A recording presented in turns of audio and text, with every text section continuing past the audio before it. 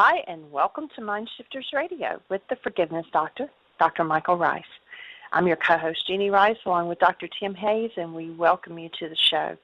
Today is Wednesday, December 2nd, 2015. Our call-in number is 646-200-4169. Press 1, and that puts you in queue to talk to us. And we would love to hear your comments and your questions because that makes this your show. And we also have Gail with us. She's been with us the last 2 days, and so she is with us as well. Welcome, Michael. Dear heart, and welcome everybody. We're honored that you're with us. We appreciate the fact that you participate in bringing a new thought system, actually a very ancient thought system, renewed to the planet of understanding our part in the process of creating what happens in our lives, and in particular, how to forgive or remove those things that don't belong in human creation. So that's what we're here to do. I'm on the excited side. We've finally gotten settled into Florida, into the house that we're moving into.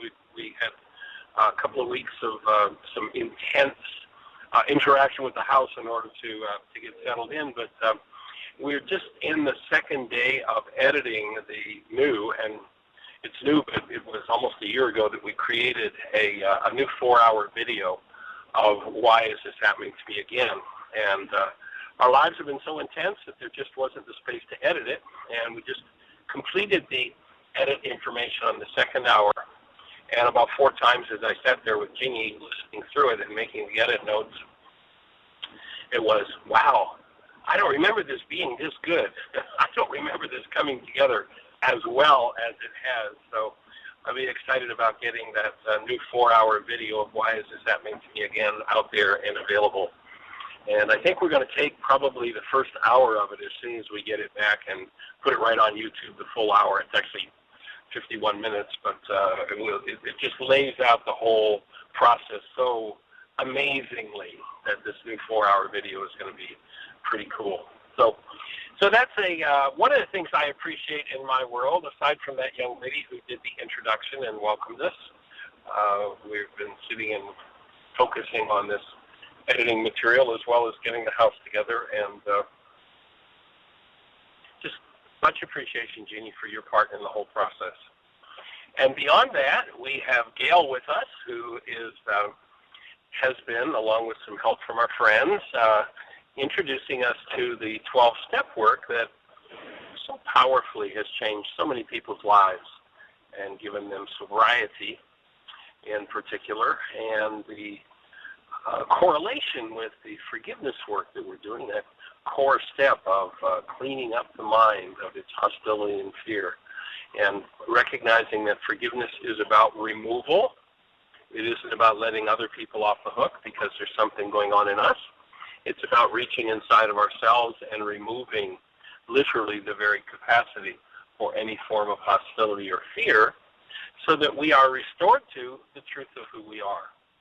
And the truth of who we are, we explain rather simply. Hold a newborn child, you know exactly what human life is. It's where we are designed to live, where you and I are designed to live 24/7, 365.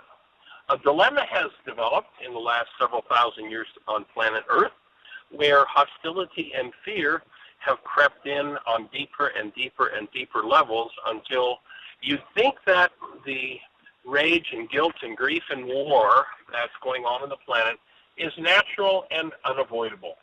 Our offering is, it is far from natural and certainly is totally and completely changeable, that we can actually heal as human beings and learn to remove the hostilities and fears that for most people have come to run their lives. And so Gail is kind of introducing us on a new level to the 12-step work. And Gail, welcome. We're glad you're here. Thank you for your participation. Thank you. I'm grateful to be able to participate, for sure. Something that I wanted to say real quick is I started listening to the show on November 3rd, which was a Monday, I said November 1st, I think the last time that I mentioned this. And I remember hearing Suzanne Tucker being on Parent Teacher Mondays and I just fell in love with listening to getting into the solution and getting into the unconscious mind and finding out what was really going on. And I knew by listening to the show that I had found my people. I had found my tribe. I had found a deeper level of healing, and I wanted to contribute to this. And I didn't know how I would be able to contribute. And so I am so incredibly grateful that I have this piece of the puzzle to offer others. And I'm grateful for the opportunity. So I want to say that. Fabulous. I'm right on track with. And so what thoughts do you have to share with us today? The thoughts that I have to share with you today is I wanted, you had asked for a definition of the spiritual experience that is offered by Alcoholics Anonymous, and I wanted to read this part in the book Alcoholics Anonymous called The Spiritual Experience, and maybe shed some light on to the perspective of Bill Wilson when this was written.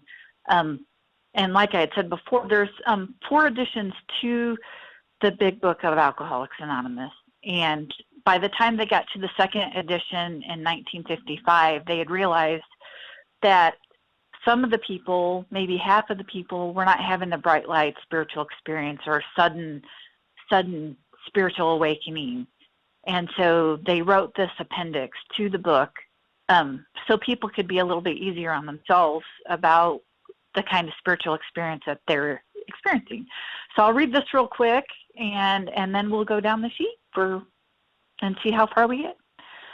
Cool. It says, the terms spiritual experience and spiritual awakening are used many times in this book, which upon careful reading shows the personality change sufficient to bring about recovery from alcoholism has manifested itself among us in different forms.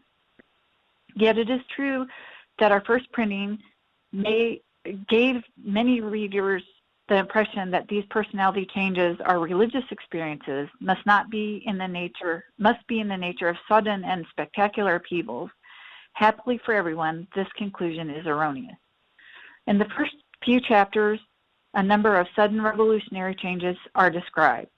Though it is not our intention to create such an impression, many alcoholics have nevertheless concluded that in order to recover, they must acquire an immediate and overwhelming God consciousness, followed at once by a vast change in feeling and outlook. Among our rapid growing membership of thousands of alcoholics, such transformations, though frequent, are not by no means the rule. Most of our experience are what the psychologist William James calls the educational variety because they develop slowly over a period of time. Quite often, friends of the newcomer are aware of the difference long before he is himself.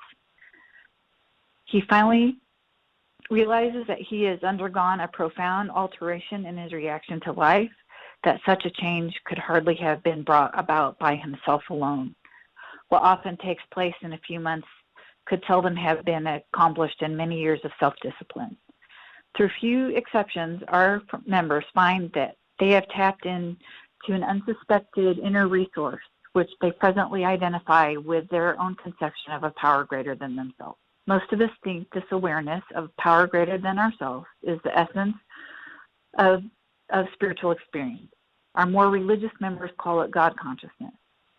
Most emphatically, we wish to say that any alcoholic capable of honestly facing his problem in the light of our experience can recover, provided he does not close his mind to all spiritual concepts.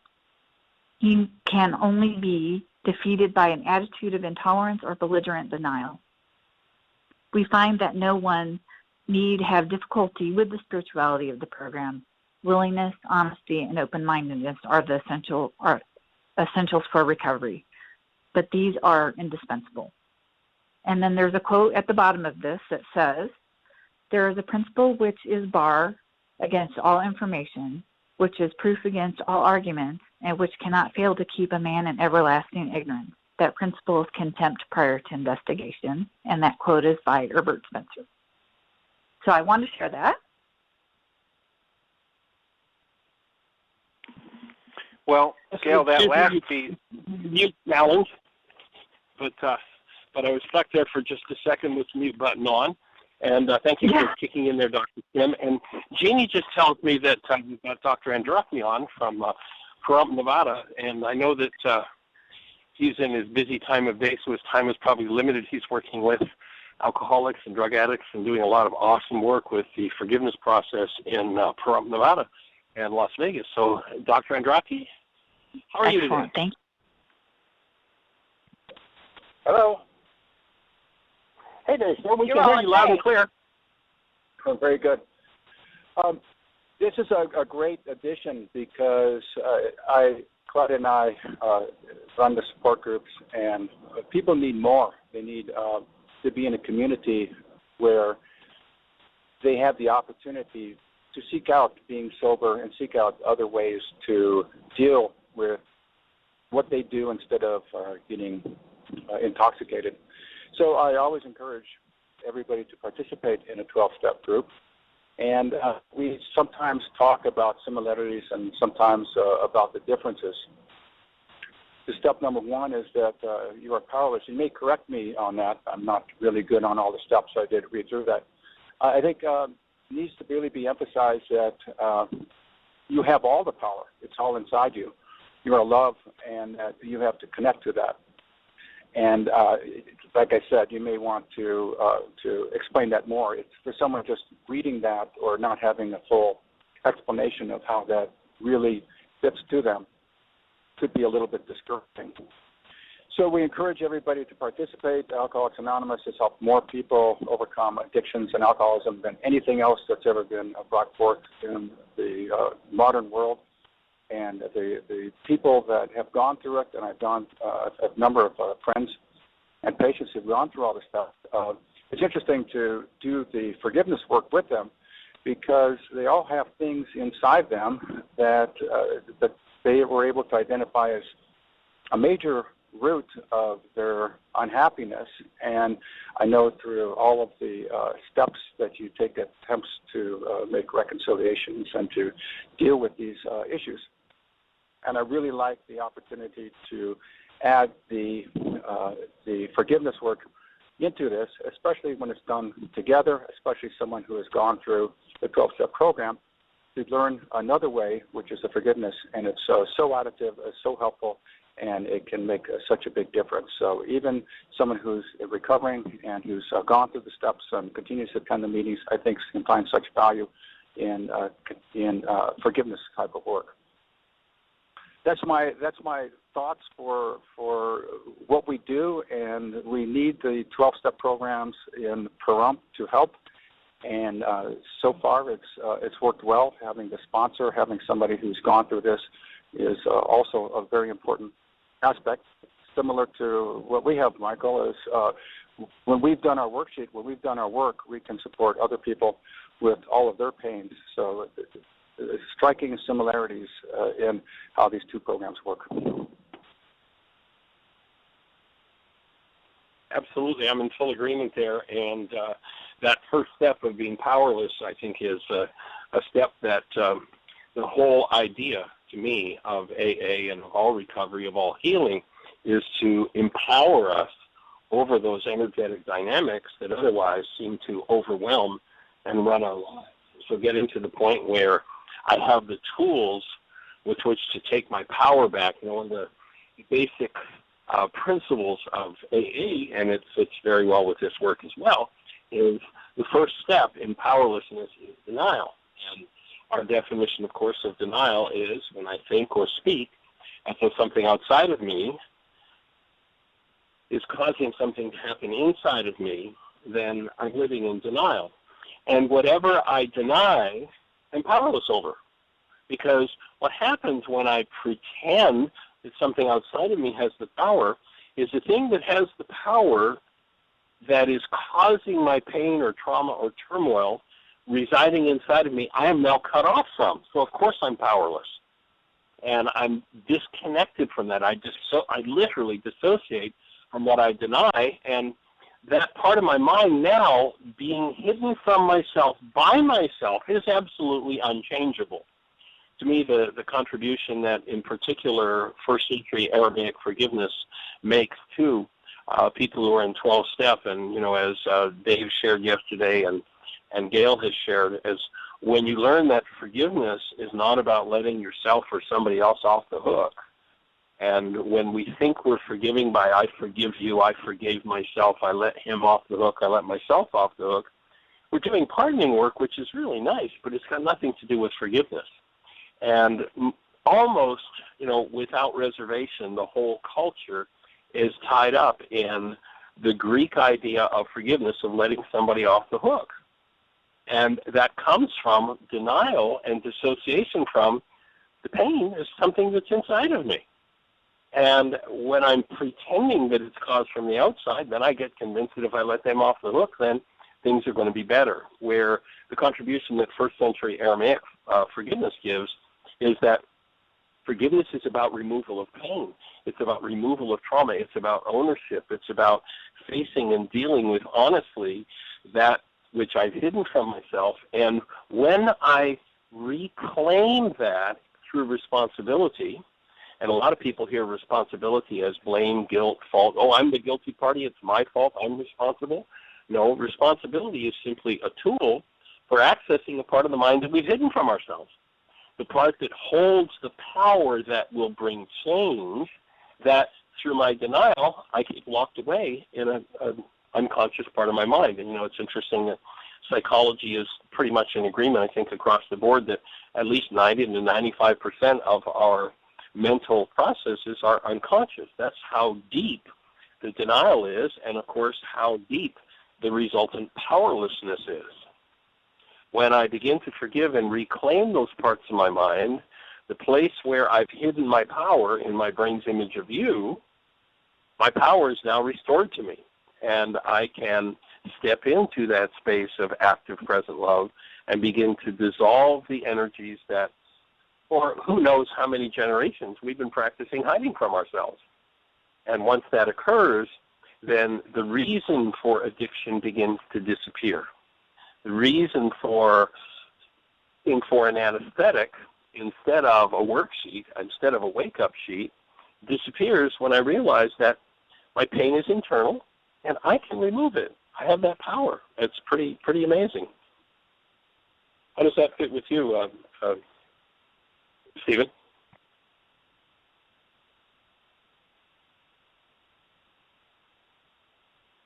Are you still there, Dr. Andraki? Okay, well, maybe we've lost him.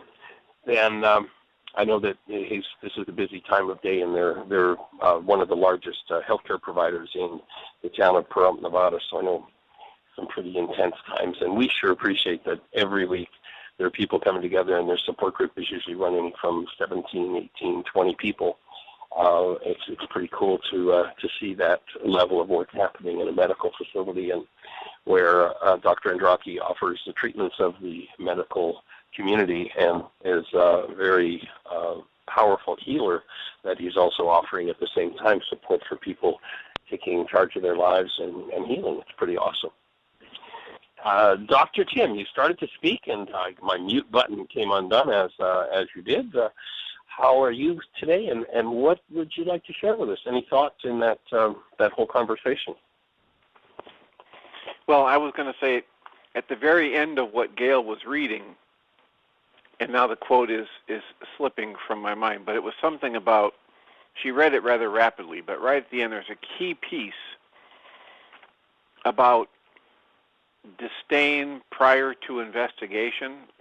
Is that accurate, Gail? Yeah, contempt prior to investigation. Contempt prior to investigation. And that can only be active in us if we're in denial, if we're in blockage of truth. If I'm open, if I'm curious, if I'm looking to learn and grow and become better than whatever I've experienced prior to this, I can't have contempt for what I don't yet know prior to investigation. So that was just the piece I was going to add there. And thank you for reading that, Gail. That's a quote I've heard from our friend Dave Gilbert's before, and it's one of my favorites. let me add a piece to that conversation too, Tim, because that's so powerful. And of course, there's never been anyone who's had contempt for anything in their world ever in their lives. When people say, I have contempt for you, contempt for this, contempt for that, what they're really saying is, I have contempt, and I can point to anything that's handy. And it can be, a new thought system, something that challenges my thought system. But the person who would have contempt, once again, their addiction, and I'd suggest that perhaps a contempt anonymous group would be appropriate, because the addiction to contempt is a replication of a power person dynamic. I guarantee the person who, without investigating something, would go into contempt, and that would mean that if it conflicts with their thought system, then they're going to go into contempt. I guarantee if they go back into their deepest memories, they were 2 or 3 or 4 or 5 or 6 or 10 or 12, and they expressed something to their power person, and their power person instantly went into contempt. And they're just replicating the power person dynamic. It's right back to the codependence game and the addiction. Contempt is just another form of hostility. And my offering is that hostility is just an internally produced drug that anesthetizes against our pain. So if someone is challenged by a new thought system, then what we know is that in their mind with their thought system, there is some sort of pain about being challenged, rather than welcoming and enjoying and playing, having fun with the challenge. That person is in the power person dynamic of, I've said something to challenge my power person, therefore they're going to puke all over me with their hostility and their contempt. And so once that becomes a habitually acquired dynamic, then the child starts to grow up, and anyone who challenges their thought system gets the same power person dynamic turned over on them. It's just another piece of healing, and quite literally, I believe, another addiction.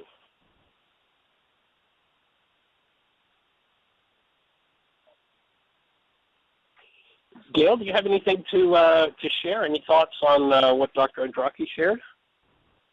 I appreciated him sharing, and that was good stuff. The point that he brought out about hearing about the powerless, I totally and completely relate to that, because I felt that way as well, and I didn't understand what that meant for the longest time. So I did experience hopelessness at looking at that. There is parts in our literature in the book Alcoholics Anonymous that does talk about finding the power. And it's a matter of mismanagement of power in the first step. The first step says we admitted we were powerless over alcohol, and then there's a dash, like Dave said yesterday, about there being 2 separate ideas involved with the first step, and it is a 2-part step. And then he discussed the 11.5 parts of the step that starts to get into the solution. Being powerless over alcohol talks about the physical allergy to alcohol. We're powerless over alcohol because when we put it into our body does not metabolize it correctly. So it is a metabolic issue instead of a moral dilemma. And that is what we're powerless over. And I've discovered for myself that it's a symptom of a much greater problem, and also I consider it 10%, and I consider it to be an effect. And so when we try to do things outside, like control our drinking by drinking something else, or drinking at a different time of the day, or making sure that we put food, we eat first before we drink, or I can't be an alcoholic if I don't drink, if I don't drink before noon, if I have all my bills paid. Those are all effects. Those are all things outside of me, and I'm not addressing what is causing my drinking, which would be my thinking and my feelings. I'm drinking, and that's the unmanageability part. I drink because I'm irritable restlessness and discontent. I drink because I'm filled with fear, and that fear goes to anger, and the anger goes to resentment. That resentment goes to judgment and the need to retaliate. And part of that need to retaliate would be to gossip, and then guilt, shame, and remorse. And I'm stuck in this cycle which that's what I consider to be art and manageability, is that thinking and feeling cycle that we just can't think our way out of. And so then we have these feelings of irritable restlessness and discontent, and in order to calm that down or anesthetize that, we put alcohol into our bodies, and then the allergy is kicked in and we can't stop drinking.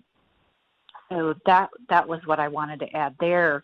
The rest of the steps that it talks about in our literature about where to find the power. And the power is to find that inside of us. And very similar to what you talk about as well, to find the power inside of us, to set Rachma and Kuba, to tap into Ruka Dakuja. So those are my comments for that. Yay, right on track. I'm in full agreement with you. And to reclaim one's power is primarily done through forgiveness. And if anybody's listening who hasn't engaged in the wake-up sheet, the reality management sheet as yet, we would invite you to go to our website, www.whyagain.org. And if you scroll down the page a little bit, in the middle of the page, you'll see a red bullseye. If you click on that bullseye, it'll walk you through the steps of here's how you forgive. There is a technology involved.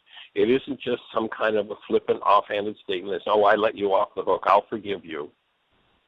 It is a technology of the mind. It is the understanding of how the mind works and working within the way that the mind works. It's about collapsing false perception, the lies. I loved Dave's input yesterday when he said that, the feel is real, the why is a lie. The mind hallucinates a million different stories about a million different objects of attention as to why what's going on inside of it is going on inside of it. And the truth is, whatever's going on inside is going on inside because it's there. And we have not been taught how to access what's there directly.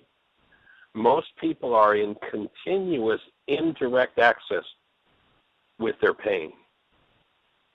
They're continuously feeling it, but the brain hallucinates a story as to it's about what you said, it's about what you did, it's because. There's no because, it's experienced because it's there. What the link will take you to, if you click on the bullseye, is the whole story of the technology of forgiveness, how the mind works. You'll see there a link to a PowerPoint process. It took me 30 years to understand what's in a 24-minute PowerPoint process. Thank you to Bill Costantino for having the skills to put together that PowerPoint. And it explains the technology that we've decoded from the first century Aramaic of how the mind works. If you don't know how it works, you can't operate it. I use the example oftentimes of we're going to give somebody the keys to the car and say, go for a drive, and they get in the car, jump up on the dash, and drive the car from sitting on the dashboard looking out the back window and wonder why they have accidents. They have no idea how the car works. We at least give a kid some driving lessons. But what lessons do we give a kid about the mind? The major lessons are the people who live in hostility or fear model hostility or fear and inflict that energy toward the child. And if the child has any resonance with it, they take it on. Rare, although fortunately it's becoming more and more common, rare is the modeling for the awesome active presence of love, even when the child is stuck in what the world calls misbehavior. And for someone to become, rather than a power person, and our definition here of a power person is someone who is not functioning as love, that has more control over our lives than we do. That's a power person.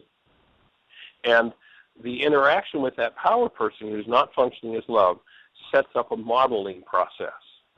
What we're looking to do is to empower people to really, truly function as the presence of love and model, even when this person is doing something that's undesirable, model the active presence of love. And as one removes their own power person dynamics, removes literally the capacity for hostility or fear. And this, in every culture, there's the indigenous cultures and such, there's always a trickster. There's the wily coyote. There's the joker. And that is a symbol of the mind, because it can always trick us into, well, I'm only upset because of, and then the conversation goes on about whoever the object of attention is, and the conversation about the internal process and the upset is gone. We want a model that we can own, speak about upset through ownership, access the deepest levels of upset directly. And when we bring, and this is the core and the power of forgiveness, when we bring love, conscious, active, and present, forward into the mind, and then directly access what's been hidden, that's based in pain, the pain simply begins to dissolve so very powerfully. And of course, the 12 steps are a set of tools for how to achieve that space. And that's what we're here to support you in doing. And so, may I add? Gail, any other thought? Oh, please do. So, one of the things that happens so often, Gail, is people say half or a part of something, and they're not reading from the original document. And I've heard so many people have this very strong reaction to the idea that in the first step of Alcoholics Anonymous 12-step program, I need to say I'm completely powerless. And yet, when you read the whole statement, it doesn't say I'm completely powerless. It says I have to accept that I'm powerless over this substance of alcohol. And then, as you and Dave were pointing out, and then there's another part of that. So I'm really glad you brought that out. The other thing is, go ahead, Gail. You go ahead. So the other thing is, years ago I was in a training from specialists who were dealing with the cocaine problem down in Miami, and they came up to this area, and I've remembered this ever since, and many years ago. And this gentleman talked about how the problem was so insidious because when they got people off the streets, out of the gutters, from the brink of death, out of the hospitals, etc., and they got them showered and cleaned up, within a day or two, the transformation was so dramatic, and their heads began to clear, and these people who were, most of them, many of them, very high functioning, very intelligent, and so they're 2 or 3 days from being pulled out of the gutter or on death's bed in the emergency room, and now they're sitting shaven and showered and dressed appropriately, and they're sitting in this therapist's office, and they're saying, well, I'm pretty okay. I think I got this. I think I can handle this. I mean, it's been 2 or 3 days now, and I haven't had any cravings at all. I think I really learned my lesson. And so this therapist, this counselor, drug and alcohol counselor, got so tired of hearing it, he kept a box of X-Lax in his drawer. And every time one of those people said, I can do this on my own, I can handle this, no problem, I can use just a little here and there, parties or whatever, he would take the box of X-Lax out, put it on his desk, and he'd say, if you think you're so sure that you can control the effect of chemicals in your body, you eat half of this box of X-Lax, I'll eat the other half, and we'll see who has to use the bathroom first. That's hilarious. What a great demonstration. That is good. And that's what the first step is talking about. I can't control what happens after I put this substance in my body. It's going to have its way. And time after time, what's been demonstrated is that the first casualty of alcohol, the first thing we lose in alcohol, the first thing that's impaired is our judgment, not our reflexes, not our speech, not our perceptual ability, but our ability to judge what we're perceiving. And so as soon as, if I get sober, I have a choice whether or not to use the tools. I do have the power to go to meetings. I do have the power to pursue this bright light spiritual awakening. I do have the power to apply the worksheet process or the mind shifter journaling. I do have the power to choose to be away from people, places, and things that I had this strong habit pattern with until I develop another habit pattern and strengthen that until it becomes my default. I have all of those powers. I have the spiritual faculty of choice until I put that substance in my mouth. And then I no longer have that ability.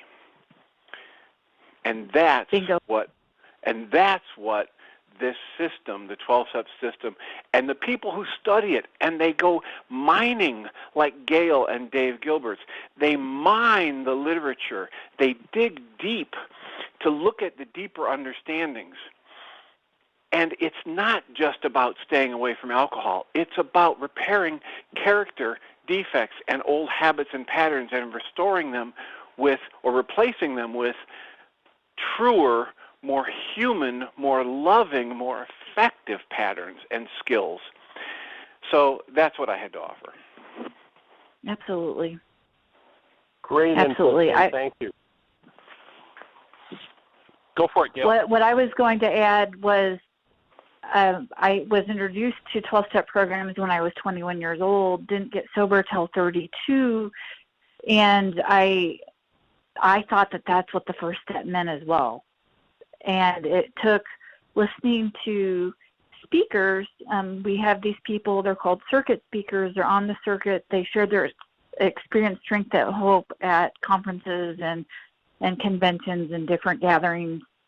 And I was listening to a speaker tape, and this gentleman, who is one of my AA heroes, I know we're not supposed to put people on pedestals, but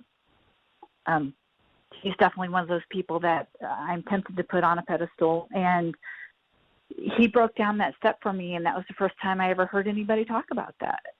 It's not so much about not drinking. It's about admitting what the problem is, that I have a metabolic problem. I just cannot metabolize alcohol. My body does not metabolize alcohol correctly, and that's it. I just can't put it in my body. I'm allergic to shellfish as well. I don't sit there and think about how can I get away with eating a piece of shrimp. But I do obsess over how can I get to that next drink to get comfortable in my own skin.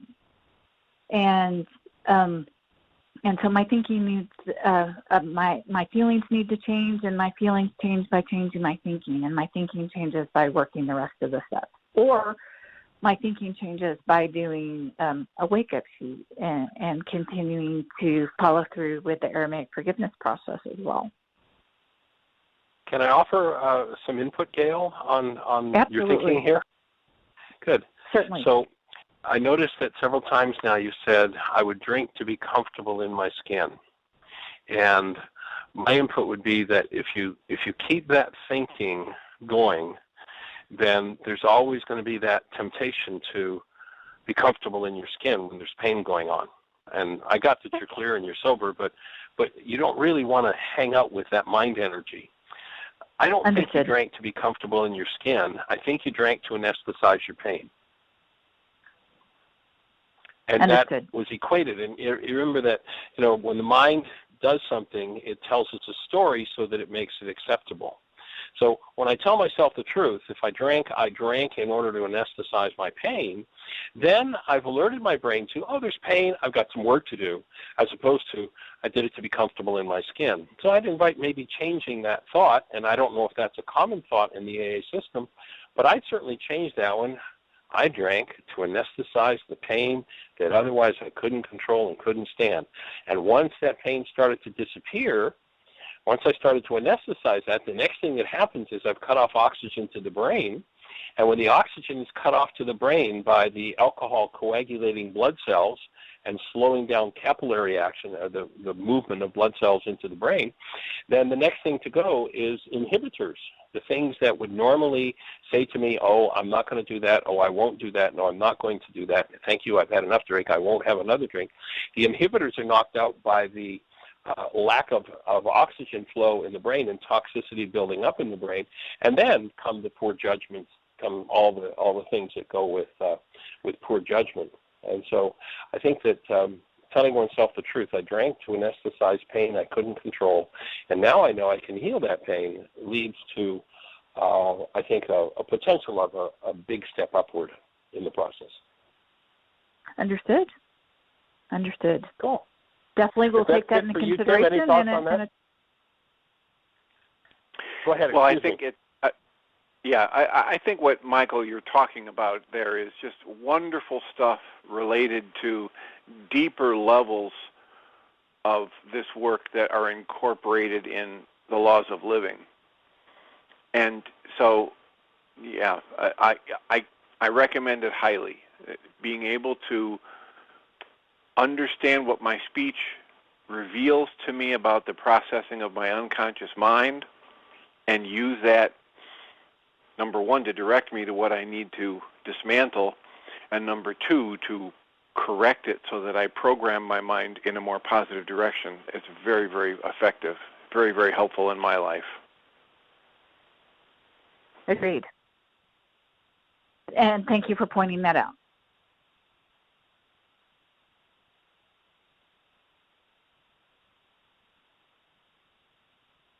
Are you there, Michael? Excuse me, I was with my mute button on, but go ahead, Gail. Next thought. Next thought was going to be to amble on to step 2 and where I see step 2 on the sheet. Are we ready? Absolutely. Okay. You had actually did a great forward to this yesterday when you were talking about love truth. And I see step 2, which is came to believe that a power greater than ourselves can restore us to sanity. And I think that those 2 words right here on the sheet under 2A, love truth, is step 2 encapsulated for me. That's where I see step 2. And I will point out the key phrases or words in AA step 2 and tie that into love truth, or I choose the love truth. Came to believe is the first phrase, and come to believe for me is to define what a belief is, and that's a series of thoughts that become automatic and go into our subconscious, unconscious mind.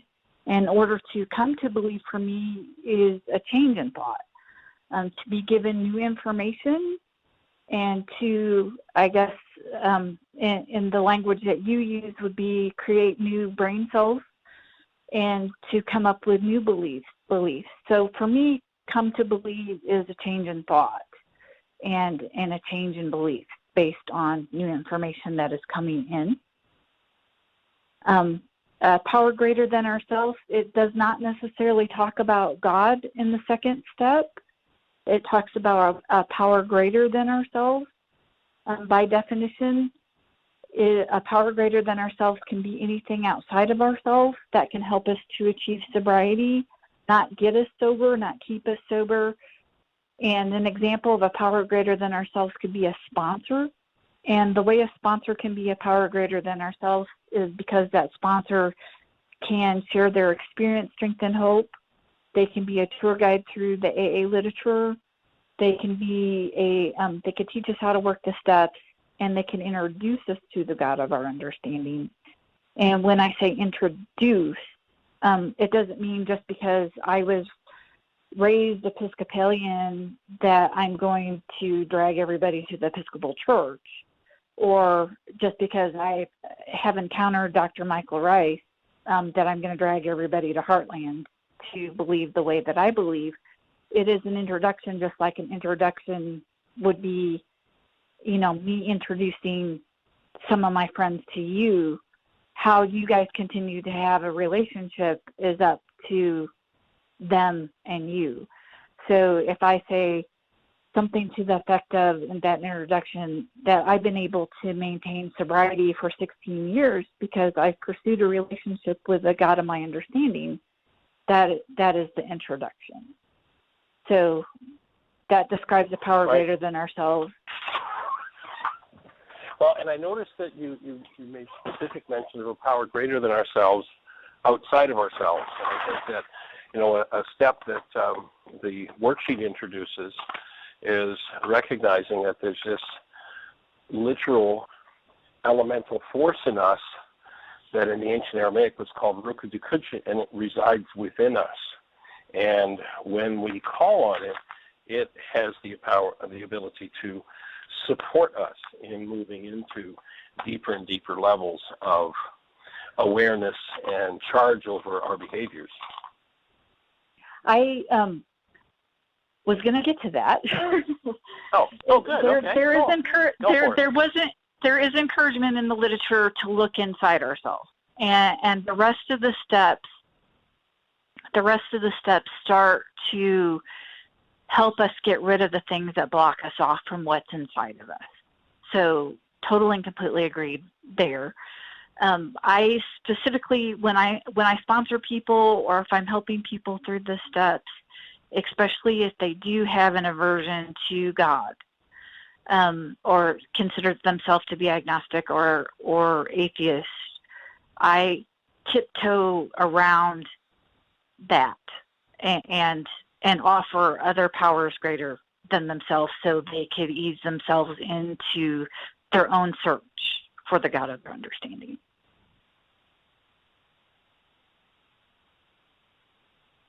So the next word is oh, go ahead.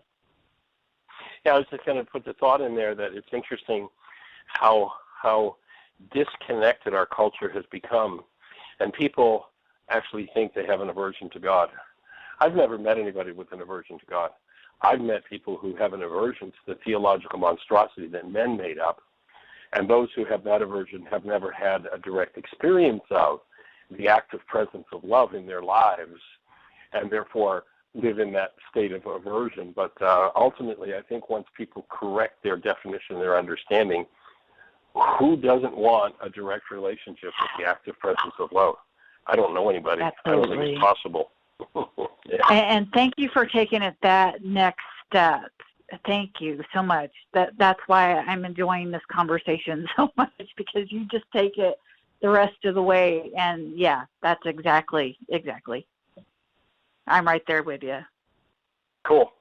Agreed. Awesome.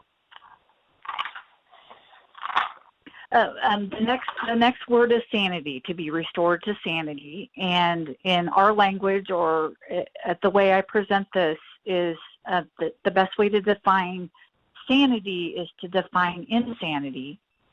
And the best way to define insanity is to use Albert Einstein's definition, which is to do the same thing over and over again, expecting different results. So in order to achieve sanity, we do something different to get different results. Another definition that we use in Alcoholics Anonymous comes from some circuit speakers. They're called Joe and Charlie. These are two gentlemen from Little Rock, Arkansas, that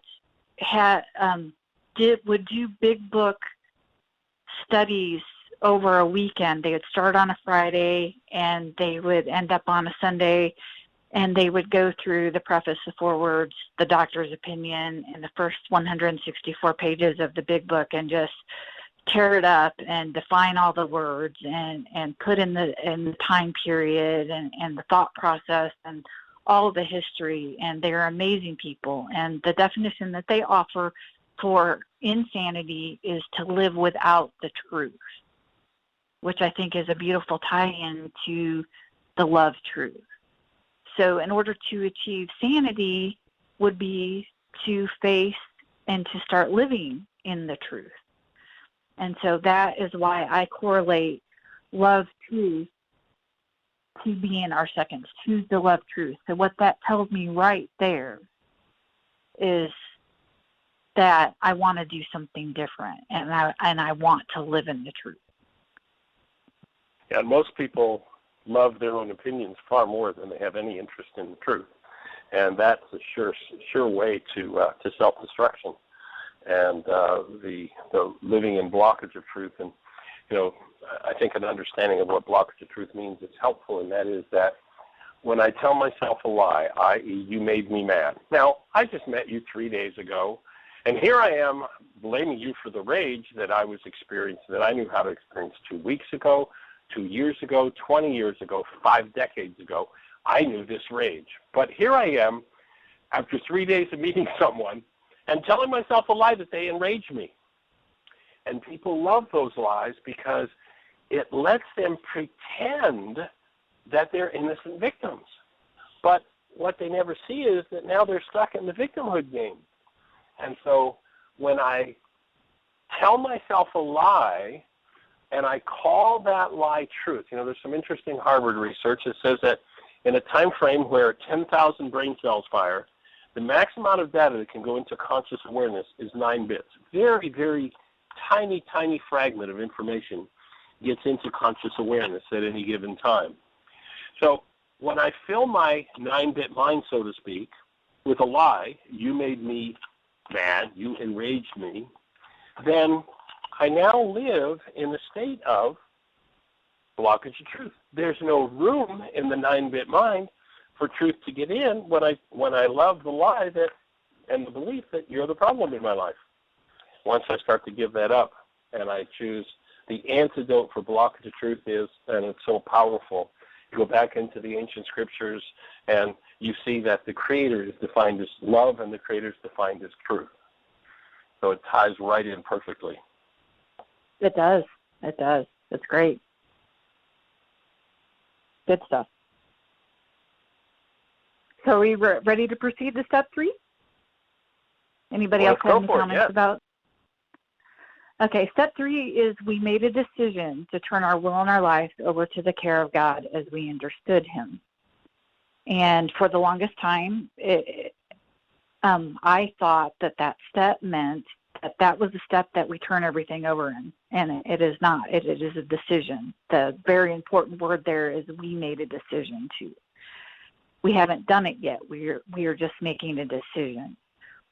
So now that I've learned that it's just a decision, a very important one, in the steps, that the way that I present step 3 is that step 3 is a decision to finish the rest of the steps.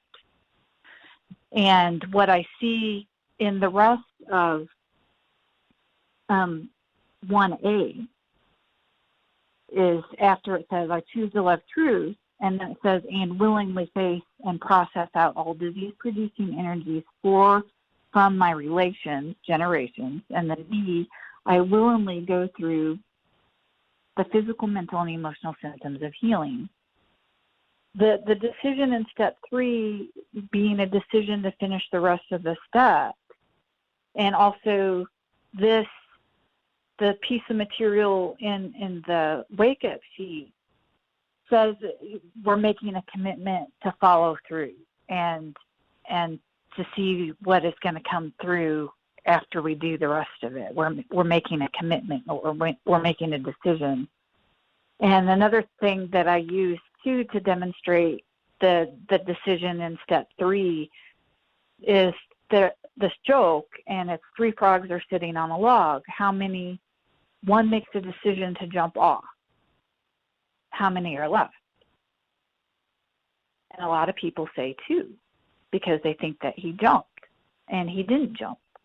He just made a decision to. To further illustrate that is the turning over process is actually in our step 6 and 7. And then where our frog arrives at a destination would be in our step 11. So we're making a decision to get rid of the anger, resentment, the fear, the guilt, shame, and remorse, all that stuff that blocks us off from the God of our understanding. And we do that by inventorying our character defects and shortcomings in step 4, talking about them in step 5. We become willing to have our defects removed in step 6. We ask God to remove them in step 7. Step 8 is making a list of all people we had harmed and become willing to make amends to them all. And then step 9 is when we start to make those amends to people that we have harmed. Step 10 is basically steps 4 through 9 every single day. And once we start to remove all those feelings and thoughts, or have God remove them, then we are able to do step 11 pretty easily. And step 11 is to continue through prayer and meditation to improve our conscious contact with God as we understand God, praying only for knowledge of His will for us and the power to carry that out. So right on track. You know, it's interesting. If you jump on the internet and you do some research on AA, you'll see people out there just dissing it left, right, and center. And when I've looked at that, what I've noticed is the people who are dissing it are selling something else, and yeah, exactly. You know, not wanting to acknowledge the power that this community has. And it's interesting. You know, I've seen different groups who have different levels of the presence of love in them. I've seen people in AA who are still carrying a lot of anger. I've seen people in AA with just such a deep, cherishing love for them, you know, standing as that deep space of love that cherishes themselves and others.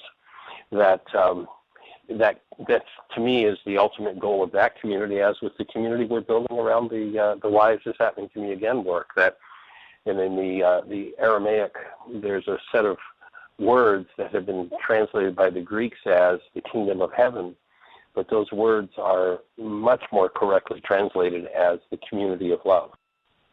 And when we allow ourselves to be restored to that community of love, then, and we consciously, purposely, willingly create that community of love, then a space is created where anything based in insanity is healable. And the power and the presence of that act of love that brings those shifts and changes to people is just beyond comprehension. And we are down to the last minute or so, so we'll pick up with the next step tomorrow.